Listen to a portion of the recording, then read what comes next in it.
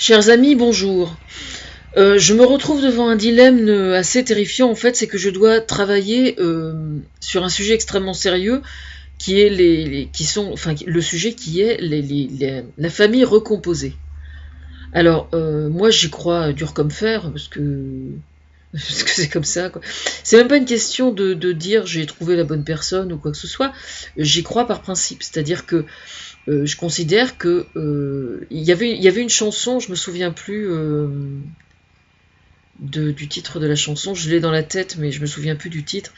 Euh, la mort d'un amour donne la vie à un autre. Et ça veut pas dire pour autant qu'on change d'histoire d'amour comme on change de chaussettes. C'est pas ce que je veux dire. Ou alors j'ai été longue à retirer mes chaussettes d'avant et à mettre les chaussettes d'après, quoi. Mais je pense, moi, que euh, une fois qu'on a pris la décision de quitter le premier homme de sa vie, enfin qu'on a cru de sa vie en tout cas pendant un moment, et le fait de partir à une autre. C'est marrant d'ailleurs parce que j'entendais Nagui qui en parlait avant-hier, je sais plus quand, et il disait les femmes préfèrent toujours terminer leur première histoire véritablement avant de recommencer quelque chose, alors que les hommes, non, il faut bien superposer il a parfaitement raison parce que en fait les mecs ce qu'ils font c'est qu'ils s'arrangent toujours pour que il y a toujours quelqu'un pour laver les chaussettes et tout, vous voyez, enfin les trucs chiants quoi. J'en vois là qui vont non bah faut en rire quand même hein, parce qu'ils sont un peu cons les mecs hein, de temps en temps, quand même.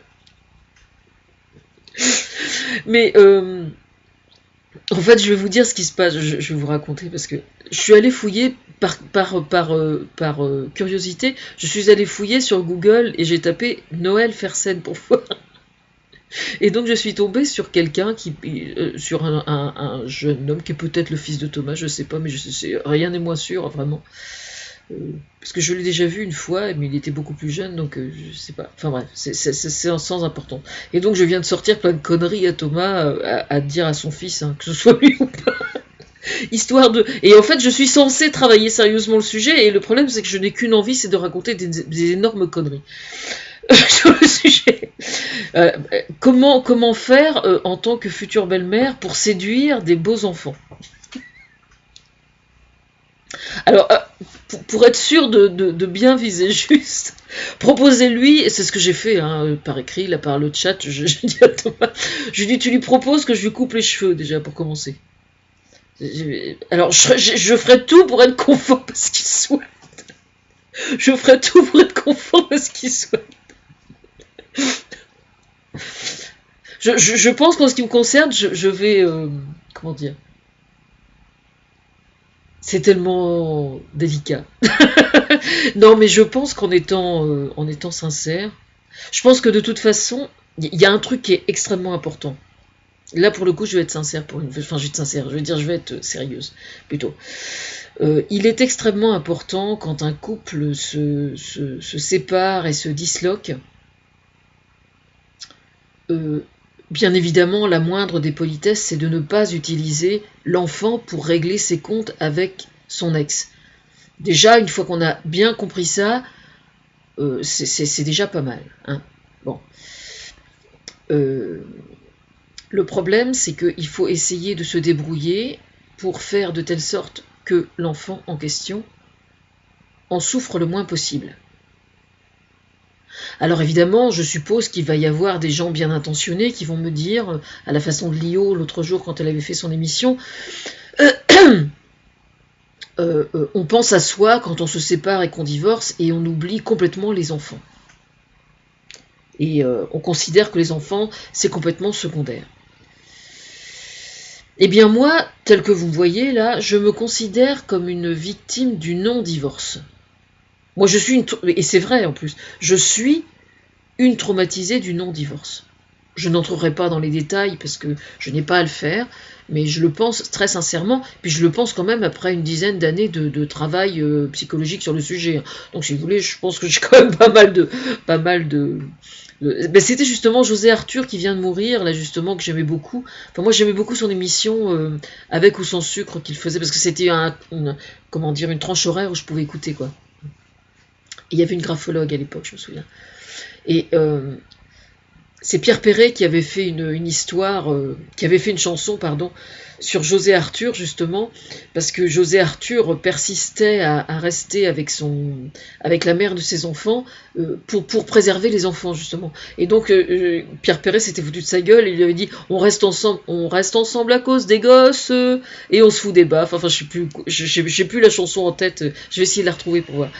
Et José Arthur avait pas tellement apprécié la plaisanterie, mais c'est Pierre Perret qui avait raison, bien évidemment. Parce que je pense, moi, que de maintenir une cellule familiale où il y a de l'indifférence entre les deux parents, où il y a rien de positif, et on sait pertinemment qu'au fond de son cœur, l'un des deux parents ou les deux parents ont une vie amoureuse en dehors du couple.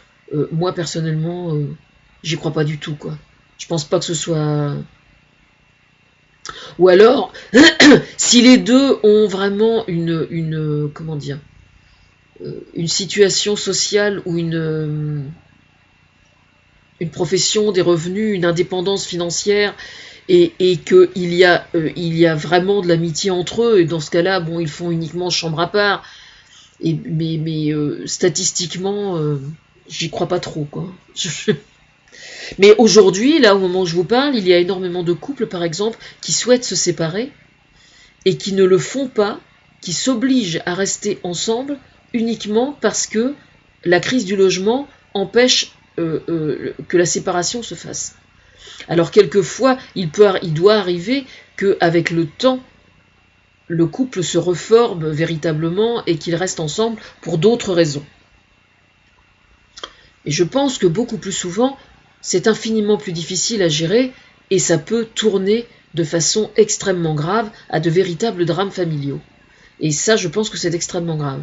Parce que ça je l'ai vécu malheureusement, rester en couple avec quelqu'un alors que vous savez qu'il se fout complètement de vous et que il s'intéresse absolument pas à la vie que vous menez et où il n'y a plus du tout de vie de couple sur le plan affectif et amoureux, moi personnellement, je trouve ça juste complètement stupide et voilà. Donc ça, c'est un véritable problème de société.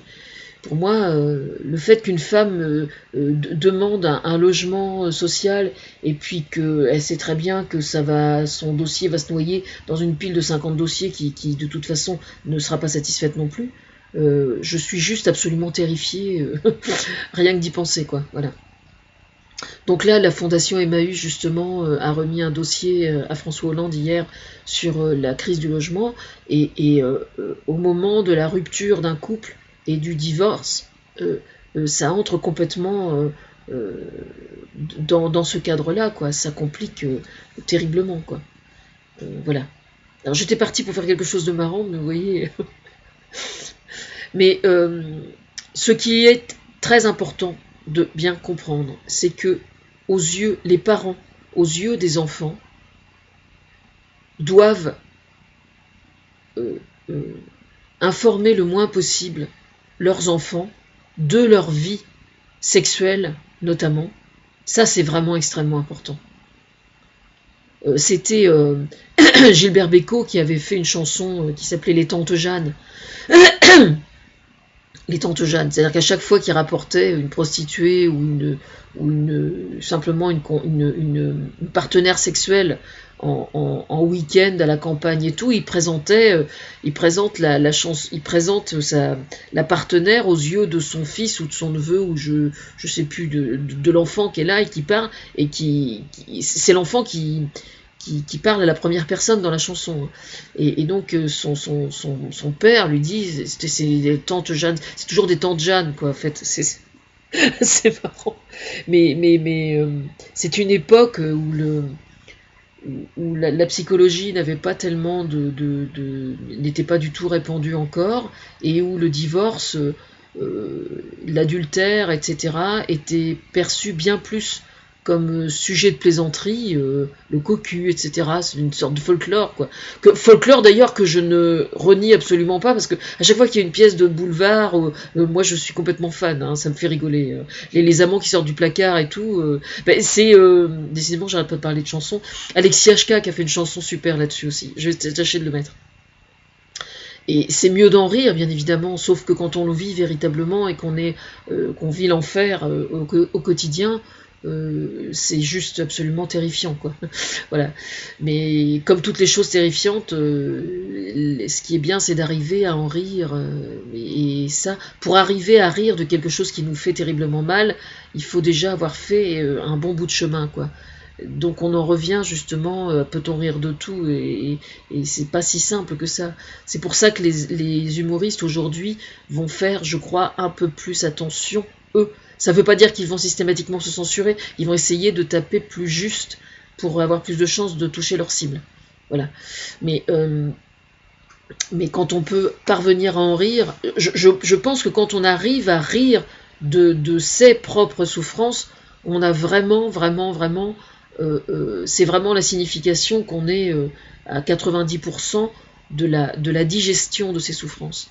Et ça, c'est juste absolument fondamental, quoi. Parce que le rire a un pouvoir thérapeutique extrêmement important, et le fait de rire de nos problèmes, de nos souffrances, c'est autant d'anxiolytiques et d'antidépresseurs qu'on ne prend pas, et qu'on n'a pas besoin de prendre. Donc c'est extrêmement important, voilà. C'est la raison pour laquelle vous avez la série Le Soir Parents mode d'emploi, par exemple. Moi qui me fais, mais alors, hurler de rire. Bon, ils sont un peu cons, hein, tous les deux, mais bien givrés quand même. Hein. Mais c'est juste désopilants, quoi. Mais les deux belles-mères qui se fritent, alors ça, je suis fan, mais alors, fan. McDan est excellent, les actrices sont excellentes aussi.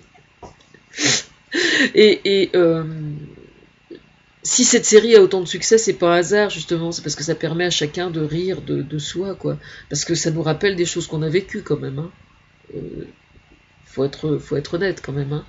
Des choses qu'on a vécues à une époque où on n'avait pas vraiment envie d'en rire, en général. Mais qui sont extrêmement drôles. Une fois quelques années passées, ça devient extrêmement comique, hein, effectivement. On va peut-être pas rentrer dans les détails, là. Mais non, mais la raison pour laquelle il est extrêmement important de... Je me souviens, mon psy m'avait dit ça un jour. Il m'avait dit, aux yeux de vos enfants, n'oubliez pas que vous êtes la mère, la femme et la mère, mais que le personnage sexuel, il m'avait bien dit sexuel et pas amoureux, hein, sexuel n'a absolument pas à être évoqué en quoi que ce soit devant les enfants. Et il a raison, il a parfaitement raison. Alors, par contre, il ne m'avait pas donné l'explication, mais moi, je la connais, l'explication. Enfin, il y a un aspect qui est trop souvent négligé, je pense, par les psys. Je dis ça parce que j'en ai jamais entendu parler nulle part, en fait. Donc, je vais vous expliquer. C'est qu'un enfant, quand il se construit, à un moment, il est confronté au complexe d'Oedipe. Alors, le complexe d'Oedipe, on va synthétiser un petit peu. C'est une petite fille. Alors, le cas idéal, évidemment, c'est quand le papa est amoureux de la maman et la maman est amoureuse du papa. Bon, ça, certains seraient tentés de dire c'est très illusoire ou c'est pas très fréquent. C'est quand même beaucoup plus fréquent qu'on croit dans les années où le bébé ou l'enfant est jeune, quand même. Hein. Ça existe énormément, quand même. Encore, hein. Vous inquiétez pas. Si. Ah, mais si, ça existe encore. Enfin bref, on va prendre donc cette situation idéale pour l'enfant. Le petit garçon, donc, tombe amoureux de sa maman, hein, ce qui est tout à fait normal. Et la petite fille tombe amoureuse de son papa. Bon. Et ce qui se passe, normalement, sans même... Alors, je tiens à préciser que ça se passe sans que qui que ce soit en soit conscient, en fait. Hein. C'est-à-dire que quand la petite fille est amoureuse de son papa, ça se voit pas, hein, je veux dire, enfin, quoique moi je l'observe, mais j'ai eu l'occasion de l'observer et c'était juste absolument très attendrissant. La petite fille qui minaude devant son papa et tout, c'est vrai que ça ressemble énormément à une relation amoureuse, hein, quoi qu'on en dise, et voire à un désir purement sexuel, d'ailleurs. Oui, je vais choquer en disant ça, mais c'est quand même la stricte vérité, donc il n'y a aucune raison de le cacher. Et donc, quand le papa est amoureux de la maman et que la maman est amoureuse du papa, c'est extrêmement simple, les choses se passent de la façon la plus naturelle. C'est que l'enfant voit, ça se passe en quelques semaines, quelques mois, hein, l'enfant réalise que jamais la petite fille ne sera la maîtresse de son papa, puisque c'est maman qu'il aime. Il aime maman sexuellement beaucoup plus que sa fille. Et l'inverse aussi. C'est-à-dire que la maman aime beaucoup plus le papa que son fils. Ce qui fait que c'est le couple amoureux qui pose l'interdit de l'inceste. Et donc, quand tout se passe de façon tout à fait normale, le papa amoureux de la maman et la maman amoureuse du papa, l'interdit se pose tout seul, ça se passe beaucoup plus au niveau de l'inconscient d'ailleurs, et en quelques mois, le problème est résolu, et le problème d'Oedipe est dépassé, et voilà, tout se passe normalement. Et puis quelquefois, au moment où ce complexe d'Oedipe il se trouve que l'enfant en est à ce moment-là. Alors, il n'y a pas de règle absolue, c'est-à-dire que je pense qu'il y a certains enfants chez qui ce problème-là va perdurer plus longtemps, selon sa sensibilité, peut-être aussi selon l'histoire familiale, c'est possible, voire l'histoire familiale de plusieurs générations avant, ça peut arriver, ça s'appelle du transgénérationnel. Et le problème se pose quand il peut se poser, notamment quand le père n'est pas très attentionné envers ses enfants ou n'est pas très démonstratif vis-à-vis de la maman, et que l'enfant sent qu'il y a comment dire, si l'enfant perçoit que le sentiment amoureux entre les deux parents n'est pas vraiment là, ça peut poser quelques problèmes, effectivement. Prendre plus de temps. Mais je pense que la sensibilité de chaque enfant est différente aussi. Donc il faut être à leur écoute et tout, mais bon, on ne peut pas faire autrement. On peut pas. L'enfant se construit plus ou moins facilement selon ce qu'on lui met à disposition. Et quand un père se détache de la maman alors que l'enfant est jeune, il ne peut pas faire semblant.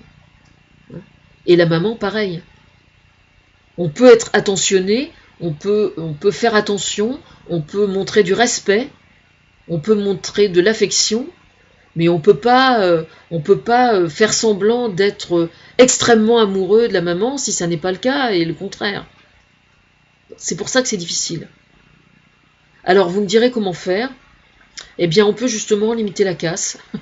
Alors, limiter la casse, c'est justement ce que je viens de dire, c'est-à-dire montrer du respect, participer aux tâches ménagères, veiller à ce que l'autre, qui en général perçoit le malaise, soit le moins mal possible, en s'occupant des enfants et en participant à tout ce qu'il y a à faire dans la maison.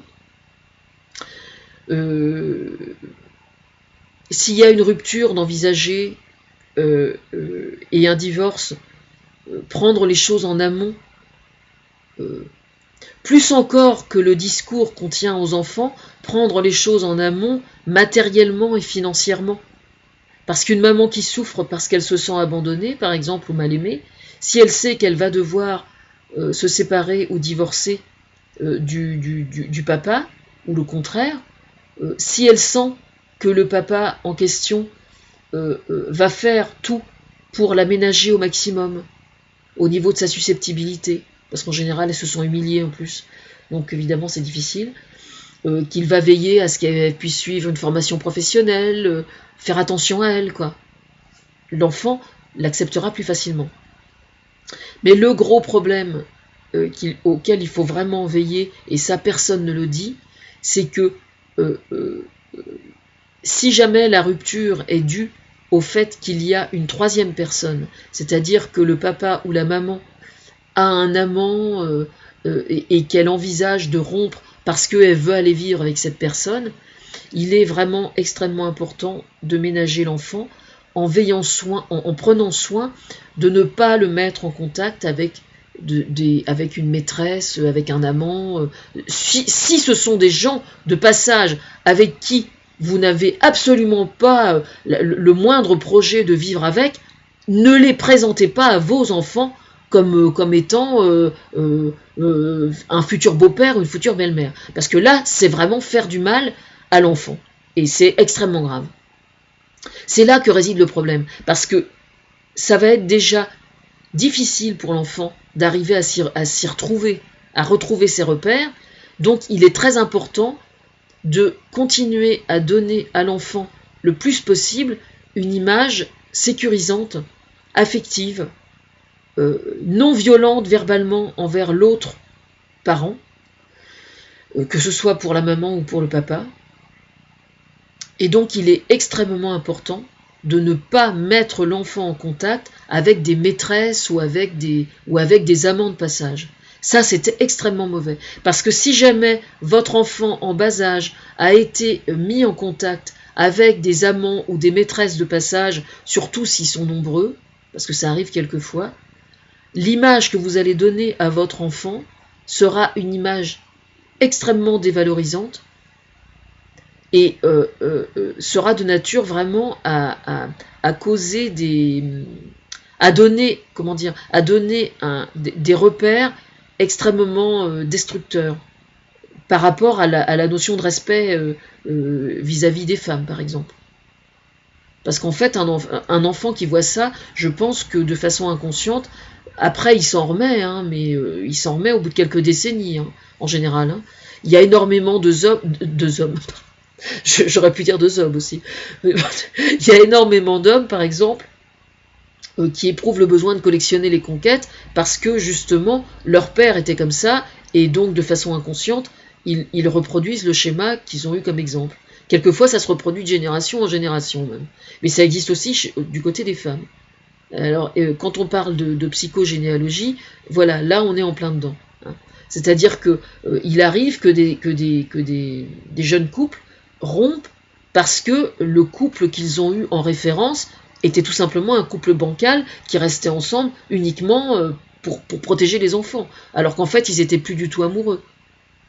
Nous sommes, quoi qu'on en dise, infiniment sujets, prédisposés à reproduire les schémas qu'on a eus en exemple, et donc éviter à l'enfant d'être confronté à de multiples conquêtes féminines, c'est vraiment souhaitable pour lui. Voilà. Faut faire très attention parce que les enfants, les enfants s'éduquent bien plus par l'exemple que par le discours. Et respecter la maman de ses enfants ou respecter le père de ses enfants, c'est par l'exemple, bien plus que par le discours que ça se fait. Par l'exemple. Voilà. Je pense que quand on a bien assimilé ça, déjà on y voit un peu plus clair. Je suis extrêmement sérieuse pour le coup. J'étais partie pour en rigoler, mais ça rigole pas. Vous avez remarqué.